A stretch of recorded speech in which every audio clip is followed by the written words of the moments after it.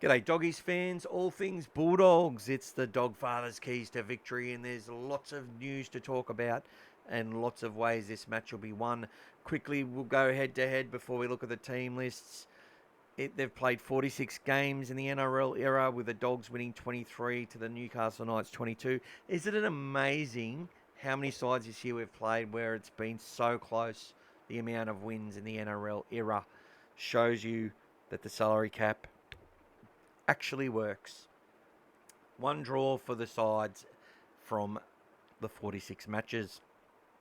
Last year we beat the Knights twice, 32-2 on the 31st of May in a game where we had, our stars out with Origin and that sort of stuff. We beat them 36-12 on the 21st of April in the Sunday match, which was also a big win. And, we beat them 68-14 last year, so that's an absolute flogging, and they will be looking to get revenge as we did on them last year. This year we're 4 from 4, obviously, with 104 points scored, 58 against versus 42 points scored for the Knights and 46 against. They've won 2 from 3, and they've also had a bye. They're coming off the bye, they're fresh, and would have done a lot of video work, a lot of study on how they're going to break this Bulldog side down. And for them to win, they're going to have to really exploit not just our weaknesses, but nullify our work ethic in the way that we get things done. Their loss to the Titans was unexpected. They beat the Dolphins. They won a really scrappy game against the West Tigers.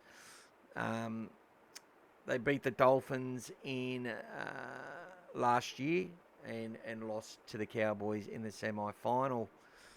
Dogs, obviously, I think it was great to see us only concede 6 points last week and 8 versus the Eels. The defence is definitely getting better, and they'll be looking to not concede more than 2 tries in this match as well.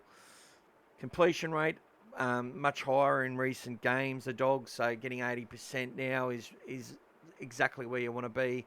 Knights at 70% is a big issue for them. Efficiency pretty much the same. We're averaging 26, conceding 14 versus 14, conceding 15 for the Knights. So their defence hasn't been too bad. They've been playing some sides that have dragged them into a bit of an arm wrestle. And, it's been pretty close stuff. 3.71 seconds. So for the third week in a row, we play a side with a slower play the ball speed, and they'll be looking to increase that versus the Bulldogs, which some teams can actually do. We've won 54% of our matches at a core at our home to the 50% from the Knights. And overall, we're 346 from 709 versus 312 from 697 from the Knights. That's the team stuff. Let's look at the teams, and this is the big news. As you'll see on my the photo of this video to click on had Jacob Kiraz and Blake Taaffe on it. I made that picture days ago, and that is because Jacob Kiraz will be debuting for 2025 on the right wing, which I'm not 100% sure about the position, but I know he is playing. I'm expecting Blake Wilson drops out of the side, which is gives him a little bit of a rest. And, look, it's a decision that was going to happen at some point, and this is why they're doing it now, because they really want to set us up for that road trip of 3 matches in a row, 2 in Brisbane, then against the Raiders at their home ground as it's getting colder. South Sydney come up on the Good Friday beforehand, which is a blockbuster. They could bring all those players back. It would have been Kiraz and Burton back for the South Sydney match. Kikau is running against the clock to be fit. I don't think he will be. Lots of keys to victory in this match, and I'll talk about that in a moment. But I just want to let you know, so we've got Kurt Mann, Harry Hayes, Jack Todd, and Blake Taaffe has been elevated already to the squad. Now, he's there for 2 reasons. One is to cover Jacob Kiraz. The other, it is going back to the forward pack, similar forward pack that we have that we'll be running with for the time being, which is where you've got Kurt Mann at 14 and Bailey Hayward as the other small man in the pack. Then you have your two middles that replace the other two middles in the side. And they are, Harry Hayes will replace Daniel Saluka Fafita, as he's been doing, after hopefully 20 minutes or longer if things are going well for the Dogs and we're running downhill a little bit. That will enable Saluka Fafita to play as long as he can. And then Jack Todd will be thrust into the big job of replicating the energy and toughness of a player like Satili Tupanua. I thought they might elevate Lipoi for that role, and there's still a chance that could happen. But I'm pretty sure Jack Todd's going to be thrown into the deep end. He'll come on after Max King and look to utilise that footwork in that period of the game where hopefully the plan will be that we have, minimised the run meters of their back three, have forced their centres to have to do a lot of work out of their own end, forcing Kalen Ponga essentially to be either catching the ball and getting belted, forcing Kalen Ponga to be, sweeping across both sides of the back line in order to stop a variation of moves and plays, forcing Kalen Ponga to basically be throwing passes out of dummy half with inside his own 10 or 15 metre line, off slow play the balls, because we have dominated the field position with both the way we defend and with our kicking game and the way we attack. So, look, I think Blake Taaffe, there's a potential that he doesn't get used and they keep him there as a cover for Kiraz, just as a safeguard. But I think more so he might actually get some minutes to run a bit of havoc around the middle of the field and to get in there and sort of play like that extra half. When things are a little bit, maybe, a bit of the impact and speed has come out of the game, he will look to wreak a bit of havoc in that sort of role. Obviously when Kikau gets back, Josh Curran reverts to his bench role. But I think the way it will work moving forward is when Kikau and Tupanua are back, obviously, and Burton back, you'll see Burton goes into 5'8", Bailey Hayward goes back to that bench role that Blake Taaffe's got right now, and Josh Curran will actually start and go into that starting position with Max King, and you will see Harry Hayes and Satili Tupanua as the two prop replacements and middle replacements. And obviously Mann and Salmon are working well together. Now, at any point one of those players gets suspended or injured, they can bring Bailey Hayward into that, lock role or Kurt Mann role, for example. Kurt will start. And there's a chance Kurt could be a starter this week as well. As they did a few times last year. They had him off the bench or had him at 13. And sometimes that just comes down to workload and the way that they see things happening and what they've been practicing during the week. So obviously we've got to put a lot of pressure on their back three, minimise their meters, force them to be coming off their own line. They'll continue to do that. That's been a constant ethic in our play. The amount of inside work from both of the inside-out work from both of the second rowers. Now, look, we've been vulnerable on our right edge. We've conceded most of the points on Critter's edge, which he's not happy about. But I'm pretty sure he can handle one try down there, which we got conceded last week. That may, I think they will use Tyson Frizzell on that right edge to attack the likes of Preston and Hayward. I think that's definitely on the cards because Frizzell, he does penetrate really well, does get through the line and bend it on that edge quite well, and they can get some quick play the balls out of that and some second phase happening off the back of that, where that's when Ponga comes into his own and ball runners like Fletcher Sharp. So we've got to be careful there. But obviously they would want to continue to run traffic at Toby and under the fatigue, get him to start falling for the moves that they present. He's the one who fell for it last week, caught the attention of Teague Wilton coming through. He turned in and sort of collided with Curran, who had his eyes on his man, which was Teague. And then they were left with a two-man overlap when it started pretty much out there as 4-on-4. So, look, I saw the Dragons score this identical try against Para when they went up 14-8 in that first half today. So it's something we've got to continue to work on. I think our commentator said it was Wilson's fault, but it was actually, if there was a fault, it was Toby fell for what the Sharks were doing for that KL Iro try.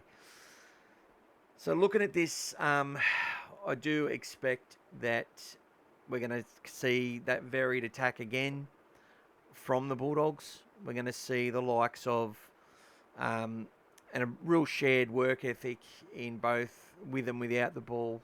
I really think we'll see that. A straight line. Everything that we do is built off hard work. Nothing has come easy. Every point we have scored has been through, a commitment to repetition of the same plays over and over and over again, not utilising all the tricks in the basket and bringing them out for when they're required. The fact that we've just seen some games where we've been so one-dimensional but still put on lots of points, games where we've, Burton's just kicked the whole game. Toby didn't kick round 1. Round 2, Toby and Berto were sharing before Berto got injured. Round 3, Toby did all the kicks, bar 1. Kicks for a kilometre. Round 4, they share the kicking again. And see a lot more variation. That's swapping of the second rowers to bring that, which was great for the attack because it really, they just played a lot straighter, and Preston was able to run through those gaps at speed so fast that he was actually leaving the ball behind, had to bring it, sort of reach back and bring it with him, and then to score those points. We needed that extra sort of punch through that left edge, which we didn't have against the Eels. But part of me still says that against the Eels, we're just prepared to tackle all day and just play a boring game, just to practice that work and get that confidence in the connection. They just like keep holding the ball. Don't give these Eels a sniff. The Eels are putting everything into it. They've got field position. They're pinning us down our own end. Just keep playing till we get our opportunity. And it wasn't until late when Bailey Hayward made a break and then we stuffed up a certain try, in my opinion. But and then scored a goal to win 16-8. But against this night side, that left edge punch of Ponga and Bradman Best is dangerous. It's really dangerous, and we have to shut that down. They're going to get their opportunities. The same thing the Dogs have been doing, pushing really hard from the inside out, is imperative. And that's where I sort of worry a little bit when you bring a young fella in like Jack Todd, who's a little bit bigger, and that lateral stuff can be the issue. And I've seen it a couple of times in New South Wales Cup. Like, he's going to build and develop all that. And I'm not sure if they're going to build this guy into a bigger sort of front rower, into that really skillful, tough, hard-nosed prop, or if he's going to become that, dynamite workhorse with such class and ability in his, running game and in his passing game. I look at Cameron Murray, and that's what I see, just an absolute workhorse. He gets away the quickest play the balls, and Todd gets away quick play the balls. That's his bread and butter, and it's through the footwork that he has. And we're going to see him making busts through the middle. But defensively, when he gets tired, if he's not pushing out hard enough with that edge, and they can get away some quick play the balls. As for any of our middles, it's the same thing. But obviously the guys that have been there have sort of become more seasoned and better at it, whereas Jack's got to sort of step up, in my opinion. And I'm sure he will. I'm sure he will absolutely step up and more. But it's the big challenge for him coming up against a very tough, a very experienced pack that's, got our future marquee prop in it. Well, it's up to our boys here to say, Leo was a waste of money. That's how I want to see our boys play. They don't have, to dominate him, to dominate Jacob and force them into errors. That's what we've got to do. And I'm sure they're going to be up for the task. Crossland out of dummy half, and Crossland in general is full of energy. You got to watch him. And Adam Elliott is a real trier. And if you don't mark up on him and you don't put the shoulder into him, he's well and truly someone who can go and score some points as well. Very good hooker in Jaden Brayley. He's had no luck with injury and he's off to the Raiders. But don't know much about Jermaine McEwen, I must say, but obviously a good young and up-and-comer. And Matty Croker's been on the fringe for ages. But look, I see this side as the prototype for the way we're going to play things. With all men, if Serrato's picking his best 17, his trusted 17, he is picking, I think, Josh Curran to start now. While Sam Hughes is obviously injured for a while. And he's bringing Kikau back into that side, keeping Harry Hayes because he's well and truly earned it. And Tupanua would come in for Todd, and Hayward would go back to the bench with Burton replacing him. And suddenly our New South Wales Cup team becomes very experienced and very, very solid when you're dropping the likes of Blake Wilson back to that side, when you're dropping the likes of Saluka Fafita and Jack Todd back into that team with Blake Taaffe. But it's rugby league, and you're literally one play away from, being out for the rest of the season and losing your spot and having to fight for it to get back into it. But yes, that is how I see things coming up when we get all our players back and running with that smaller bench.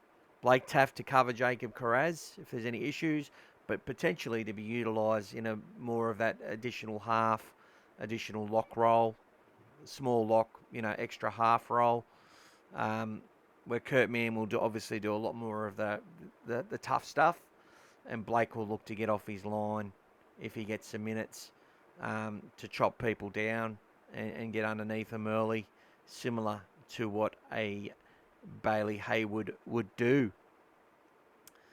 So they're the keys to victory for our team. It's more of the same, a much more shared, with and without the ball across the side. More so with the ball, definitely shared across both sides of the field, and really looking to, Toby Sexton and Hayward need to continue what they did last week. They asked a lot of questions. Toby rove both sides of the field. He led things. He was pulling the trigger on lots of plays. Short kicking game was on song. His kicking game was great all game as well. Bailey Hayward's kicking game was fantastic. I was very, very happy. I think we'll see Reed do a bit of kicking this week as well when they can generate some speed. But yeah, it's a mouth-watering clash. I see us as a top 4 side at the moment. I know we're first, but we're top 4 compared to the best in the competition. And I see Knights as a top 8 side, definitely, if they can get their game on. But expecting a win 26-10 for the Bulldogs in a close fought affair, which we earned every single metre and, saved as many tries as we scored. That is what I expect from our Dogs, and that's what we can trust to get from our Dogs come game in, game out. And win or lose, I expect to be proud of this team, as proud of them tomorrow as I am of them right now. Win or lose. Tell me your thoughts Obviously, there'll be a lot of people who won't be happy that Kiraz is coming back, believing that it's a risk, believing that it's unnecessary disruption. But the people feeling sorry for Curtis Moran, which obviously a great clubman, been picked the last 2 weeks, but he's made way. People would have been watching Lipoi Hot Boy New South Wales Cup, have been very impressed. Would think that he might be better to have that extra size rather than carrying Blake Taaffe. But I understand why the Dogs are doing this. I believe it's about roles. I also believe it's a great reward for the likes of Blake Taaffe, who has done a phenomenal job. And by all reports, and has played well in New South Wales Cup and deserves his opportunity. And if he gets to play in that sort of role where he can play 10 to 15 minutes and cause havoc in the middle, that'll be fantastic, as well as being there as cover for our halves, for our wingers, especially for Kiraz, who I expect will be playing, and also for Connor Tracy at fullback. We've got a player there who can cover a lot of positions. Dogs by 16 to go 5-0 into the bye, and for Jacob Kiraz to come back and in a seamless display and score lots of points against the Knights, which he likes to do. So if you're playing Supercoach, I suggest you put Jacob Kiraz into your trades. It's probably too late, and I probably should have said this for you earlier in the week, but I want to see the Bulldogs win, and if the Knights sort of think he's not going to play, well, that's better than me sort of suggesting that he is playing too early. Anyway, we will see tomorrow if that is the case, but I am 100% sure Jacob Kiraz, unless he does an injury in the warm-up, will be taking his place on the right wing. But I think he'll definitely play the right wing. But, they might shift Blake to the left and Montoya ships out of the side. But it would be very unlikely to cause further disruption than they need to. All right, guys, thanks for tuning in, guys and gals. Thanks for your support. Go the Dogs. Big chance to go 5-0 and put some distance between us and the competition as we get the bye next week. Great chance for us to do some really good things. And, keep dreaming, keep hoping. Keep getting out there and supporting the side and be gracious in defeat. Unless it's for a stupid sin bin for an accidental contact that's unavoidable. Well, that's going to be quite annoying if that happens. All right, everyone. Thank you so much. Go the Dogs and good luck. Cheers, everyone. Bye-bye.